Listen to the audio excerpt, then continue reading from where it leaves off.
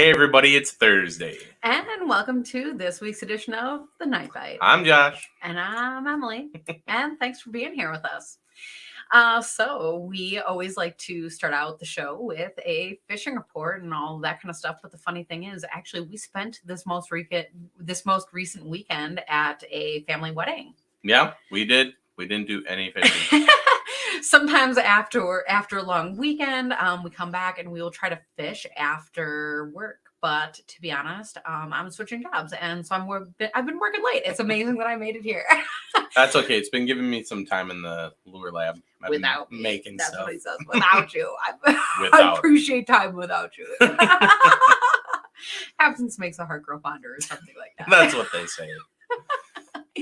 But we usually chime in with our water temps and all of those different kinds of things. But to be honest, this is one of those times of the year where I'm not even going to tell you what it was, because our weather is changing so much that would not be helpful to you. So, that makes it really interesting when you're going out fishing this time of year, because with that cool down, sometimes fish, they know that winter's coming. At this point, we're fall fishing more than anything. And so that bite is going to be on. And if not now, then some point, because that cold front is, I guess, starting more in the north and working its way south. So wherever you guys are, check in. Let us know what your water temps are, because I'm interested to see, kind of where that all falls through the different areas. But at this point, I mean, if we were going to go out, would we still be trolling or would we be doing something else? I don't know. We probably start a little bit of trolling. Like you said, it really depends on the water temp. We talk about how trolling is like water temp specific, and there's the weed lines and this and that. That's when we're most successful. It'll work almost every single season of the year. And if you want to drill enough holes, you can drill in the wintertime or troll in the wintertime. But no, so it's an effective tactic all year. But I mean, right now, I think my focus is, we got a really cool jig and minnow bait that I test poured last night, so I'm really excited to pump a bunch of those out and start having you paint them, because you're the painter of the group. But those, throwing those puppet minnows and things like that are gonna be heating up here. Vertical fishing. Vertical fishing is always good this time of year. I focus on just stocking my jig box, because inevitably I'm going to be hooking and retying and hooking and retying, because I don't know how to not stay in the middle of it. So that being said, it's just a lot of looking for fish. I think, there's going to be fish on transition areas. There's going to be fish up shallow. There's going to be fish out deep. You just got to find the ones that are hungry. So I think that's in a really big, thick nutshell. Well, and actually, it's funny that you're kind of saying all these things, because I'm sitting here thinking yeah, and for more information on this, let's go to our guest. But I'm not, wait, because the reason I'm stopped is because, what's funny is we are sitting here, and I mean, Krabby Junction, yes, we're multi-species anglers. Typically, we're most referring to panfish when we are giving our fishing report. If it's different, we tell you we caught walleyes or something else. But it is funny because our guest tonight, I think, does kind of specialize in walleyes and can catch all of the other fish as well. But at this time of the year, some of this advice is a little bit universal. So whether you are a pan fisherman, whether you are walleyes, whether you're looking for a pike, these fish are all kind of chasing each other, because they're all kind of like eating each other to some extent. It's match the hatch and follow the bait kind of situation, because in fall, that's what they're doing, is eating. Kelly's saying, what is working right now? Drop shot jig and a minnow. But actually, I think that is a really great question for our guest. So before we get too far into that, let's bring him in. Nick, welcome to the show. Of course, you're sitting there the whole time, so composed, and then we bring you in the second that you're taking a drink. Yeah, that's it. Hey, how's it going? I'm sorry, what did you say? Oh, no, I said thanks for being here. Oh, yeah, thanks for having me. No, I'm excited. It'll be fun chat. And Josh actually got to talk with you a little bit more than I got to before the show, and he said that you have a big storm going by. So if you break up or cut out at any point, it's probably that storm. But for right now, you sound pretty good. Great. All right. Perfect. That was a little. So, we have some questions that we're going to kick us off, but, we Hey, know Alex. who you are, but there may possibly be people here who don't. So, just in case somebody is meeting you for the first time, can you tell us a little bit about yourself? Sure. Yeah. No, I guess that's always a difficult question, but I would basically sum it up as I've been fishing for a really long time. I live in central Minnesota. My name is Nick, and as it says right below me. But yeah, I don't know. I fish for a lot of different stuff, all different times of year. Winter, spring, summer, fall. And I do a lot of walleye fishing. I like to focus on walleye fishing. I kind of enjoy the challenge of it. So that's yeah, I don't know. I mean, if you have any specific questions, go ahead. Well, and I think Nick is being really modest. One of the hardest parts about being somebody that disseminates any type of information is being able to convey it in a way that is interesting, but is also interesting, thoughtful, but also easy to understand. And I think you do a really good job. If any of you watching haven't subscribed to Nick's YouTube channel, it's just kind of like a fishing encyclopedia, especially for walleyes. Like he does a really good job at like giving the information in a really entertaining and educational way, I think. So yeah, I appreciate it. I don't know. I think I don't know that I would be like the most entertaining person in the world. Like there's some people that are legit funny or whatever. And like when I make videos, I try and keep them, light and moving somewhat quick and like try to be somewhat entertaining, but more than anything, like I feel like I can offer information. So that's kind of what I try and focus on with a lot of the content. And a lot of the content is walleye related. For the most part, but I'll do different stuff at different times. So So I'm listening to and reading comments at the same time. So sorry. Ryan is asking about insights on any Northland ice jigs. Don't put that up yet. We're not going to talk about that yet. We will talk about that in a minute. Because no, when we started talking, we were talking fishing reports. We're going to talk maybe some fishing now. We will get to ice fishing.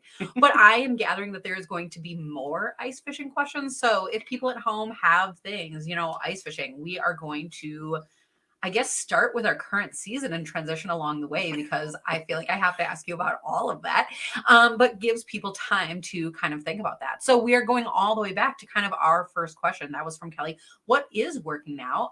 Drop shot, jig and a minnow. And actually, I think that's kind of what you were talking about in summer. And if I watched your video right, you were even using worms sometimes.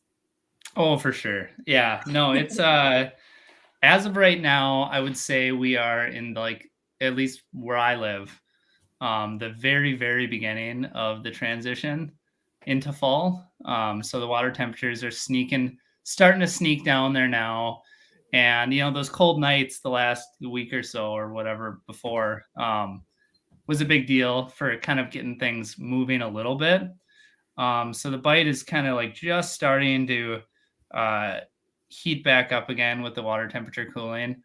And for me, like as far as tactics go, a lot of the tactics that I use in the summer will still be in play for me right now in early fall. So I know most guys are just like chomping at the bit to bust out the minnows and get the rigs out and drag them around and start doing all the fall tactics. But for me, like I still think a drop shot with a night crawler, jigging a plastic, ripping on the weed edges. Obviously, slip bobbers are really good. I don't know what you guys got going over there, but like it's really difficult for us to find decent leeches. So, well, yeah, maybe it's easier in different areas, but we have a hard time finding leeches. So like, a little minnow underneath the bobber can be really good this time of year. If you've got some fish pinned up in an area. But yeah, what else? I'm going to cut in. Wait, I think that's why I was like, I don't know, can I say like amicably making fun of you about using a worm? I don't know. Maybe that, but I mean, so often in fishing these days, it's like plastics, hard baits, all of fancy new whatever. And yes, use those things because they're fun. And I'm a plastics person and I believe in that and it does work. But I think so often that people forget to do simple things like put a worm on a drop shot because so often it is a leech. So often it is the perfect plastic. We hear about drop shots these days, like I think more than we used to, but to go back to the basics of putting a worm on there, and especially when I'm not, I believe I have heard in Minnesota, I think like large leeches are like what they use all the time. And so to be able to find that, but I think that's why, again, I like that is because I don't even know if there's a leech shortage because I never use them, and so that's like oddly really interesting to me. Well, Yeah. and to piggyback on that too, Emily, I know that just a little bit north of here, we don't often hear of like getting jumbo leeches. I know that they're available sometimes, but a lot of our lakes are small leeches. Panfish leeches are what a lot of our walleye guys are talking about. Especially on the Chippewa flowage and tomahawk and stuff like that. So it's just interesting, region. Even though we're in a pretty close proximity, like there is still some regional things that you have to take into account too.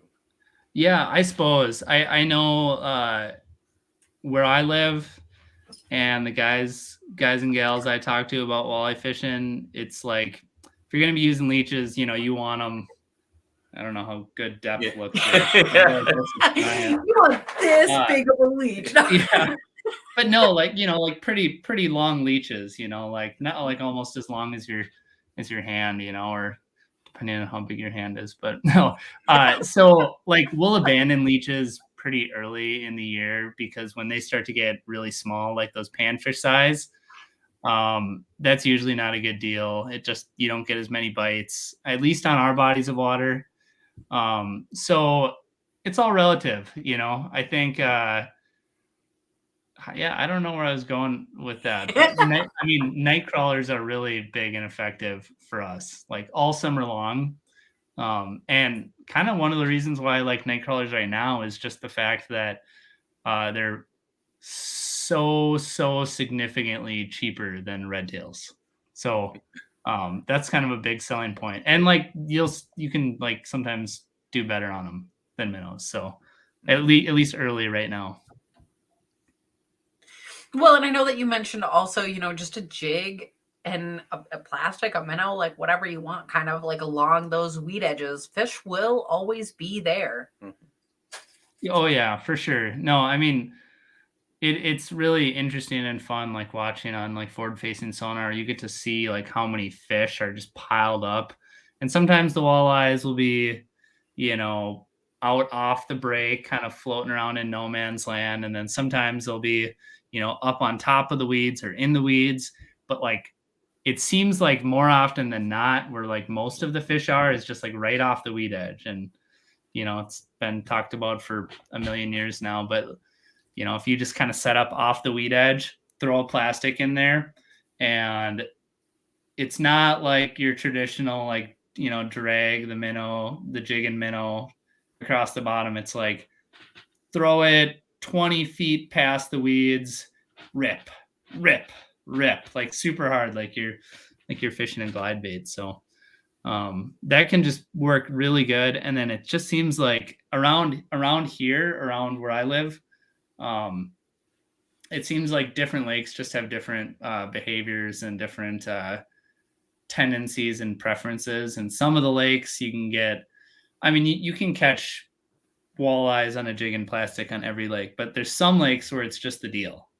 And other lakes where it might be a little harder. So yeah, I don't know. The more you play with the lake that you're fishing and experiment with different things, the more you'll get a feel for what that lake tends to be good for. Well, and actually, like, I know that you just said this, but you made a really great point. So I'm actually going to like reiterate. We were talking about, just set up on the weed edge and like catch fish. Yeah. But no, you made actually a really great point is that when you're setting up on that weed edge, that you're saying cast, 20 feet out, that you're going to be ripping that bait in. And first of all, make sure that it's falling to the bottom, because when you're casting out, you want to make sure that you're fishing for that depth of where you're casting to. But I mean, I think so often people, like you're saying, oh, we've talked about it forever, fish the weed edge. But I think so often people get, try a new lake or try a new tactic. It sounds easy for us because we do it, but like somebody who hasn't done this before, they get out there and they get to the weed edge and they're like, oh my gosh, like what now? And then you forget that you don't know what that next step is. And you're like, maybe I jig off the side because this is the weed edge, or whatever. And it sounds so easy to just, I don't know, fish the weed edge, but you're making a great point that you're going to be casting out there because those fish are, in this case, the walleyes are eating the bait that's coming in or the bait that's getting pushed out. It's not necessarily that the fish are always like on the weed edge. It's where the action is, it's that flow through. So as those walleyes are swimming through and as the bait is swimming through, that's, I guess, what you're hoping to run into. But like when you're saying, when you can cast out that little bit and, keep that bait in the strike zone, that's part of why you're going to catch those fish. Yeah, no doubt. And one thing I would also say is, especially when you're talking about fish that are specifically on a weed line, they for sure really like to group up in groups. So, if there's fish that are out off the break, it could be a group of fish, but there also might be ones and twos. And then the fish like way up in the weeds, a lot of times, like I'm finding that to be like, more singles. But like if you're finding fish in the weed line, and, if you've been able to observe that on electronics, like you'll see that there are, there might be 15 walleyes there. So if you're fishing those kind of areas, I guess I would just say, do your best to remember where you caught the last fish, because there's probably some more fish like right in that area. If you're moving down the break or whatever. Yeah. So just because sometimes, or if like you hook up, have your buddy throw right where you just threw, because oftentimes there's a few fish there. Man, I think that's another really great tip because, again, when we're talking, I don't know, just basic fishing common sense or something, I think so often people get the thought that like, oh, I caught the fish that was there, but it's like, Sure. Okay, but why was that fish there? Is it a rock pile? Is it like a weed clump? Is it like, I don't know, who knows? Like, what is that? Because like you're saying, it's not just that maybe one fish is there, that when they find something to eat, there will be more there. Oh yeah. Yeah, no doubt. Definitely. That's key. It reminds me a little bit, I hate to say this. It reminds me a little bit of the bass fishing world of, they have all the rods on their deck because they're set up with all these different baits. And I think sometimes, when you get fish that are grouping up and you can throw something new at them, you might get an extra strike from one of the other fish that are still sitting there. So I don't know, maybe there's something to that. Yeah, no doubt. I mean, I guess I would definitely recommend, if you catch a fish in a spot like that, I would work it. Obviously continue using the same bait you have, but like, if you made 6-7 casts at the area, like pick up something dynamically different and it might make all the difference. It was actually really interesting. We were fishing a tournament, me and my buddy Brett, I can't remember what month it was. Let's say it was like July or something. And we were fishing this weed line, inside corner spot on the weed line. And we were fishing through the area and we are using, anything that we could or whatever, like drop shots, jigs with minnows, all the juice. And he ended up catching a fish on a Ned rig, I believe. And so we're like, okay, there's a fish here. There's some fish here. And like we worked the area and couldn't get like a whole lot more action. So we kind of moved down the break, fished different areas. And then it was a tournament. So we're, trying to do well naturally. And we're like, God, what do we do with this last hour? And so we're like, we caught that one fish over there. And we went back there and I think he had maybe started with a plastic and I was throwing live bait again. And then he caught another one and then it's like, so I switched to plastic and then the fish were just creaming our baits left and right on plastic and we couldn't get them to bite on minnows, night crawlers, anything like that. So it is interesting. You just got to try stuff when you find fish in an area because you never know. Like it's pretty abnormal to have a bite where like they're only eating plastics and won't eat meat, So something to think about. That is something to think about.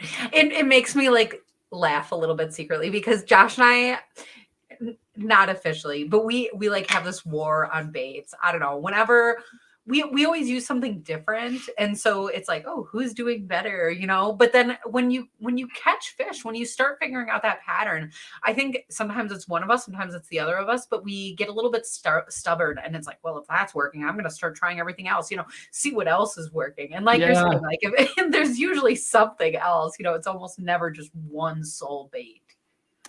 No, and like sometimes it can be a very specific thing. And then other times you'll go out there and like you got one fish to bite on whatever it is, a jig. And then like you might work a jig a bunch and then not get anything else. And then it just turns out you need to switch to something else because you got the one jig eater, So like, what does it got to be next? A crankbait eater or whatever, So that's a thing too. That's so funny. So I guess, as we push forward through fall, and I mean, I guess one of the goals is to kind of stay on the fish going into winter. But I mean, I guess as far as managing that transition, like what things in fall, I guess, do you do to prepare for winter? Well, You're like, no, I just stay on the fish. That's it.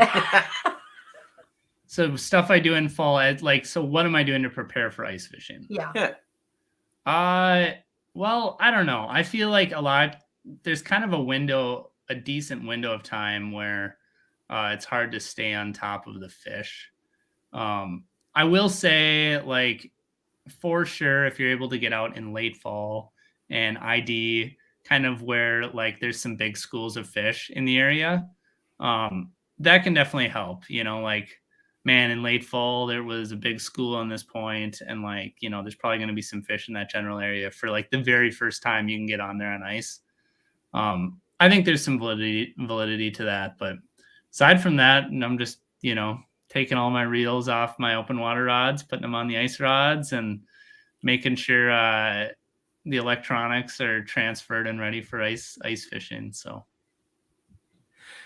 here's something that we've asked a few people going into fall throughout the years, and we still haven't figured it out, and we're bound and determined because we're closer than ever. But we have a lake near us, within driving distance anyway, that we like to fish, and it summertime can be okay, but there's like a magical 2 weeks where this lake has like this little, I don't know what you call it. It's like a little spot that you have to get that you have to like get to.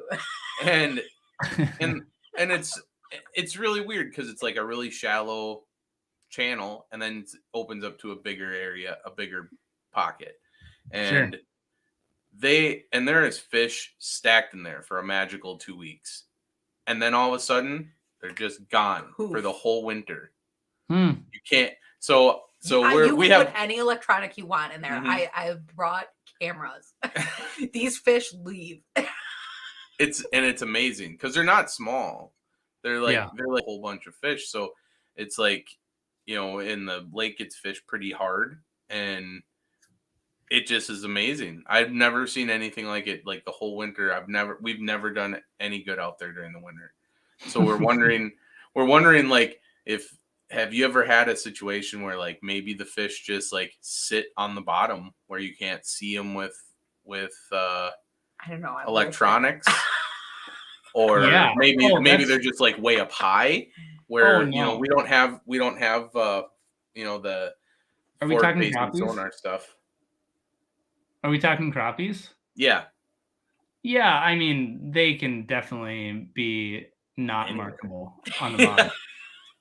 Yeah, I mean, if they're anywhere off the bottom and you have forward facing sonar, there would be no problem to find them, but like if they're on the bottom, they could totally be dormant in there. But I mean, chances are if you spend enough time in there, they're probably somewhere else, Yeah, It must have been for some reason in fall. There's just a reason they went in there. It might be some sort of food thing, or this goes in here to do that or whatever, and they just follow the food in there for a few weeks.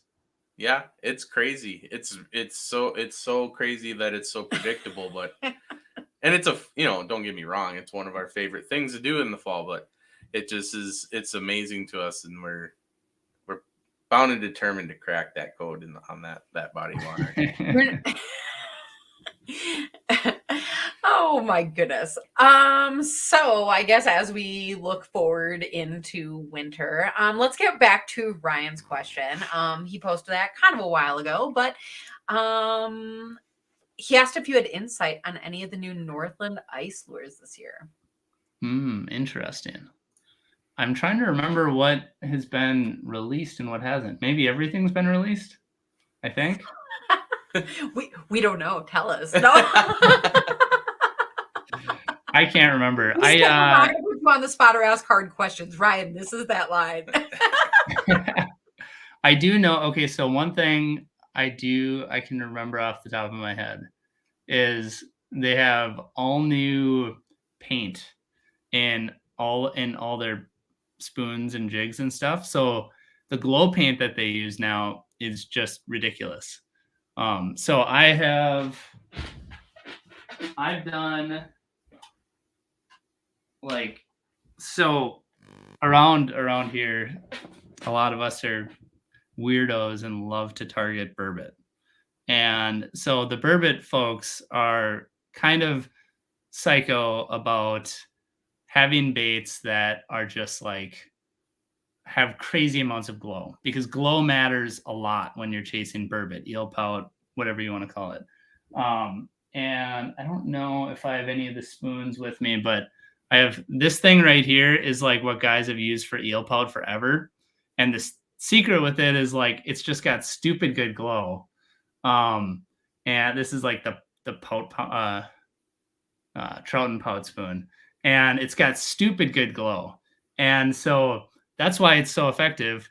But that being said, I've done some experiments with Northland's new paint and compared it to this paint, because the reason why the pout guys use it is you glow it up and it glows brighter and longer than anything. And I will say Northland's paint is right on par with that. So that's kind of exciting. And I think glow is a really, really big deal for low light fishing. So in the morning, early morning before the sun comes up, and then in the fall, and then cloudy days as well. And then even if you're fishing darker, dingier bodies of water, which we don't have as many around where we live. I know you guys have a bunch over by where you guys live. I think glow is super critical in all of those situations.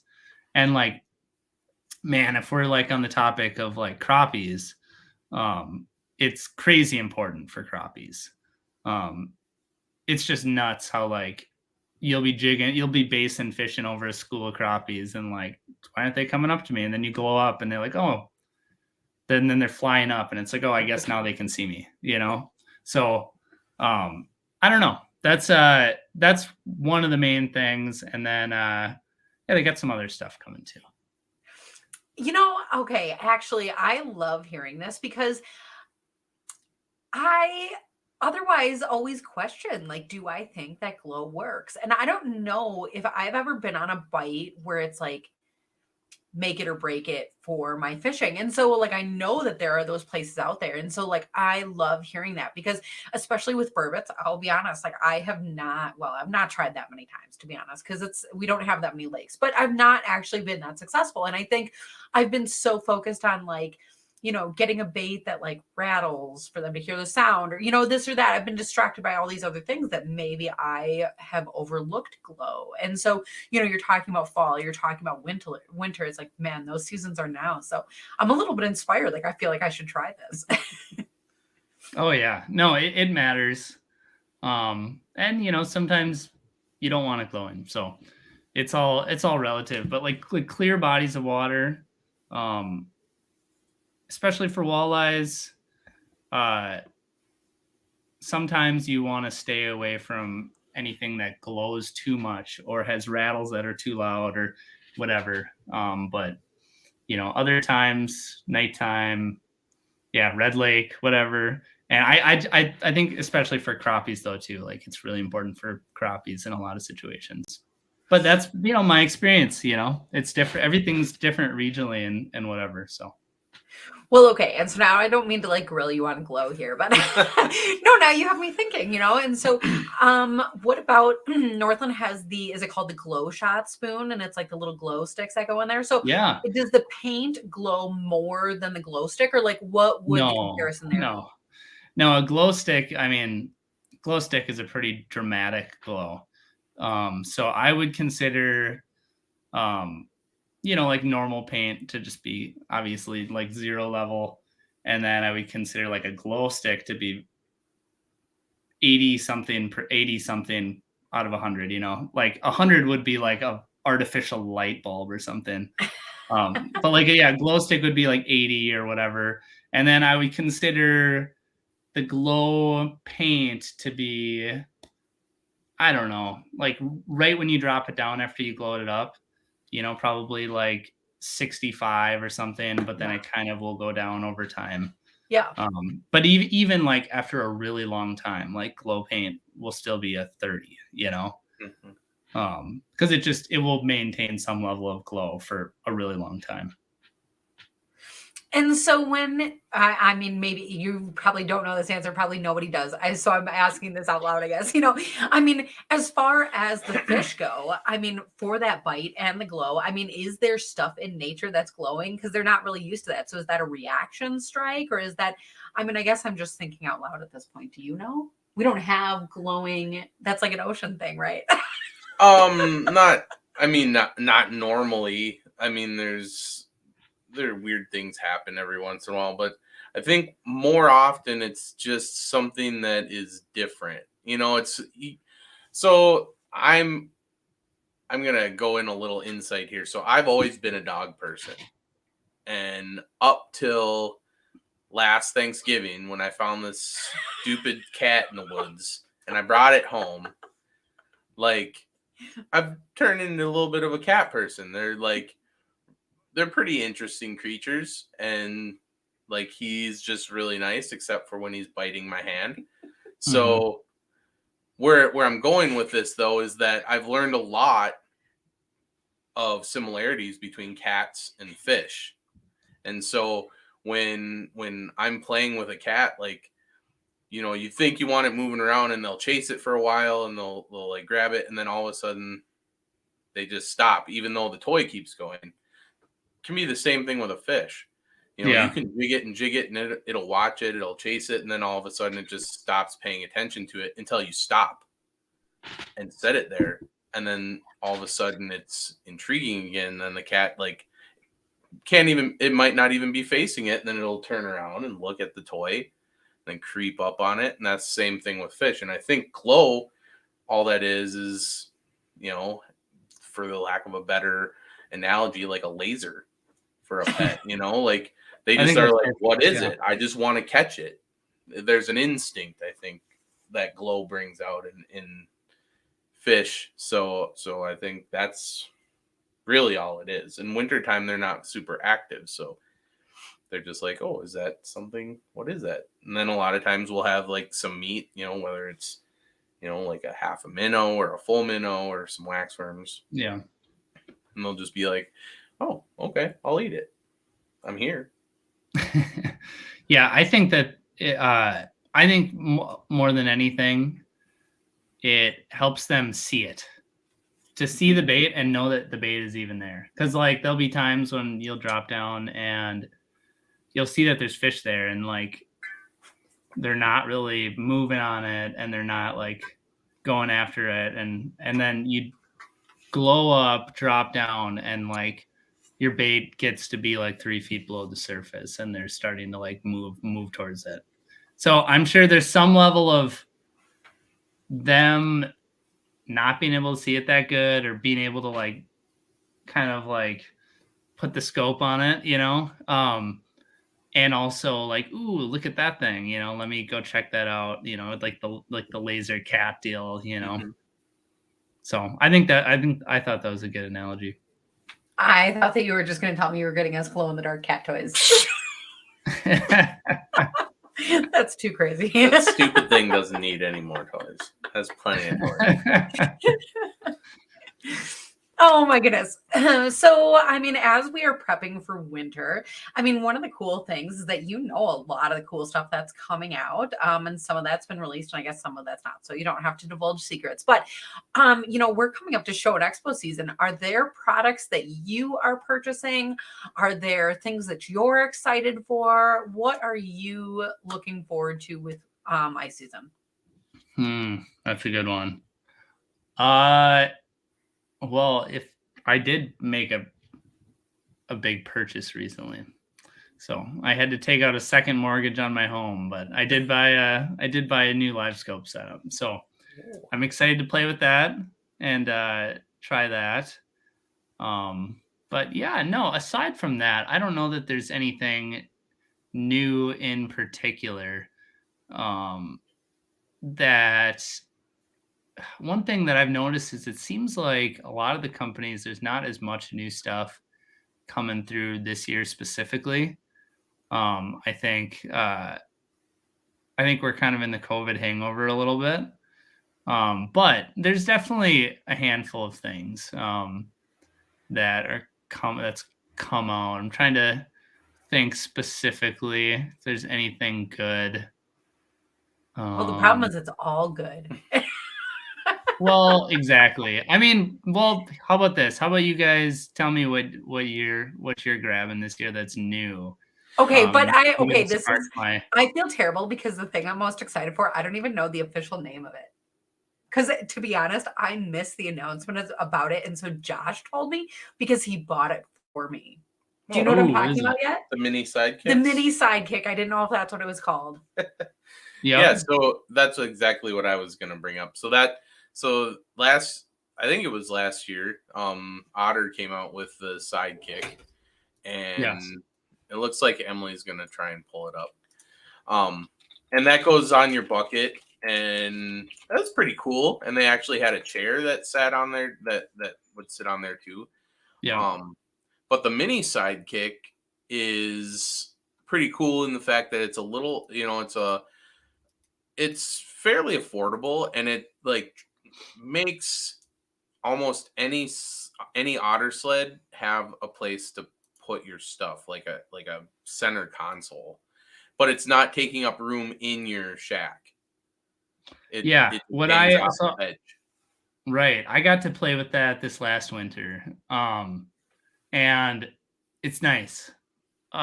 So basically, like Otter has two different styles of flip over shacks. So essentially like one of them is like the Pro and then one of them's the XT. So the Pro, you could use the normal sidekick, but you couldn't on the XT as well. You know, you had to put on a bucket or whatever. So because they have the bench seat in the XT. So this like will actually hang off the edge. Yeah, just like that. Yeah. So there's definitely some validity to that. So especially if you have like a bench seat set up like that. Yeah. I really like the traditional sidekick because personally I have the Pro sled or the Pro house. And actually one thing that's really nice that I do is I don't even bring a second chair into my flip over house like this. Like there's two chairs in there. I'll just bring a sidekick, and then they have like a little jump seat that you can put right on the sidekick. So for me, that saves a bunch of space. Like I'm probably fishing by myself, I don't know, 60% of the time in that house. But if someone wants to hop in with me, like I'll just throw the sidekick on the rails there and just put the jumper seat on there. So, and the jump seat is nice because it like has a back on it. I was Josh was scrolling around looking for oh, there it is. Yep, there it is. That's So what that thing, you're talking about right there. right? That thing is like such a space saver because you can just tuck it into a spot, and you can forget about it for a couple weeks, and then when you finally need it, you dig it out. And yeah, I mean, to me, I think there's some good stuff that has come out, but some of the stuff that's out already to me is like some of my most important tools. And when I first got that Sidekick, I wasn't sure that like I would really have a bunch of uses for it. But then once I got it, it was like there's like unlimited uses. So if you have a sled where it works in there, specifically like those pro models of the otter sleds, or houses, I should say, that's a big deal. Like that's like my favorite little accessory. Well, and so one thing for us is that we kind of fish apart a lot of this winter time. Like we fish the same body of water, don't get me wrong. I'm just saying like we like to use the We have to have XT two hideouts. augers because I walk away with it, is what he's saying. He's trying to be nice. You don't have to be nice. I'm just saying we use the XT hideouts. So we don't have a 2-man sled. But we do bring out, so in addition to like our 2 1-mans, we'll bring out like a big, like the large pro sled to throw all of our stuff in, and the pup. And so like being able to have something that, you could even, that is just to keep like your little stuff like jig boxes or phones or stuff off the bottom of the sled. That's kind of how we've ended up using it. And over here, at least the last couple of winters, it's been fairly mild. Like I don't want to jinx it too much, but like we haven't really had to like fish like blizzards or anything. So like so yeah, we haven't really needed the like heavy shelters. We've been outside a lot. So like, yeah, having that extra storage to hang off or, just above. Well, just having the seat to set up outside, that's like always nice. You Right. don't get to do that. So yeah. Well, that's what I mean. Like you said, you did with like storing your baits and boxes or whatever. And like, that's what I mean. Like there's like, you never know what you're going to use it for until you like have it around. You have it in the sled and you're like, oh, I could use it for this or whatever. Like sometimes I'll just pull it out and I'll set my laptop on it because I'm like going to do a live stream or, just have something there like while I'm fishing to keep it off the snow or something, So I don't know. There's a million things you can do with it. Is there any old favorites? Like, do you have like a tackle or something that you're like dying to break back out once ice season hits? Like an old favorite? An old lure, like a lure? Yeah. Oh man.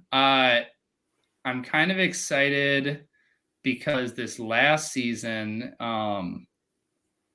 it's not an old favorite, but like the glass buckshot was just like stupidly good. And I think for the most part, a lot of baits are basically, how do I explain it? I don't know. It just seemed like that particular lure just seemed to get bit more than like a lot of other stuff. And I don't know if it's because it has that resin coat casing or resin. I don't know. It's like dipped in resin. And it kind of has like a more translucent look. And then it has like the glass rattles on the inside. So it's pretty loud. And I don't know what it is about that particular bait. But it gets bit like really good for whatever reason. So that'll definitely be the first thing I drop down right away on first ice. So yeah, I don't know. Aside from that, the like, glide bait early season walleye bite is really fun for me. Okay, but clearly not nearly as fun as the amount of detail as you went into in the first place. No, but I was going to say, like, I hope the fish are half as excited. You know, we talk all the time here about confidence baits. You know, it doesn't matter what it is. It could be a jig and a worm. I don't care what it, you know, but like when you have that bait that you are so excited to drop down, you have so much confidence in that you're going to put the time into fishing with it. You are going to catch fish that way. You know, that is so super fun. And so, you know, especially if that's something that's already out, we don't have to wait for it to, you know, make its debut. I mean, that's something that's, you know, maybe even already in people's tackle boxes. And that's so cool because if they can go and pull that out and put that to use, I mean, that's going to be a great start to winter for sure. Yeah, no doubt. I would say one thing I'm super jacked to do is get my dead stick set up, put a shiner on it, drop it down, reel it up a foot off the bottom, drill a hole about 4 feet away from another hole about 4 feet away from it, and then get my rattle bait out on Red Lake and do some rattle baiting on Red Lake. That's like one of the few lakes where I feel like I can somewhat consistently catch walleyes on a rattle bait. So that's like a really fun bite for me. That sounds fun. Okay, like we joked in the beginning of the show, you know, you can't troll in winter, right? But you know, I guess you're making a really great point. I am really excited for like dead sticks and setting up multiple rods because I don't care. In Wisconsin, we can use 3 rods, you know, 3 sides. That's great. But when we have waves in the boat, like how many baits can I realistically have out there, you know? And so to be able to set up like that and like cover the water and, you know, have the different, I guess, tactics complement each other like that. I mean, thanks for getting us excited for ice season. Well, that is the fun part too, because the complementing part, because sometimes you can use tip ups and dead sticks to like cover a large swath of area. But other times, like you can put the dead stick right next to where you're jigging and it can kind of, the 2 baits can kind of complement each other. So like a rattle bait has like a bunch of calling power because of the rattles, and then the vibration really moves a lot of water. And then like they're usually a little bigger, so fish can see them from a distance away. So having something with like a lot of calling power like that can be really awesome to bring the fish in. And sometimes they come in and just smoke it. But then other times, you know, you'll bring them in and they'll be like, ooh, what's this minnow doing here? You know? So yeah, just to have different presentations that complement each other. And you can do similar stuff too if you're fishing with a buddy in a fish house, you know, where maybe one of your buddies is using something really aggressive, like a rattle bait or something. And then, you know, you've got this finessey spoon to clean up the fish that he brings in. So or just use the glow jig because that's what works. Yeah. And then one of you will catch a fish on whatever, you know, the spoon, and then you're both using it. So Yep. Oh my gosh, that's awesome. Oh my gosh. So I guess with that, do you have like events or things coming up this fall or winter that you're gonna be able to share with the rest of us? I'm trying to think. So I don't do a ton of shows. I will definitely be at the St. Pauli show. So I'll for sure be there. And I might be at some other stuff. But I don't know what they are yet. But I'm going to try and make some videos too, you know, if in-person stuff is not going to be doable or whatever.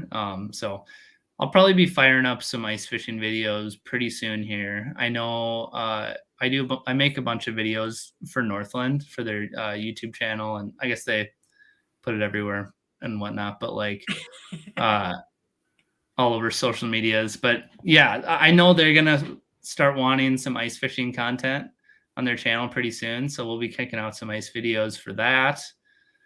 I've got a video. I don't know when I'm going to put it out. Maybe in October.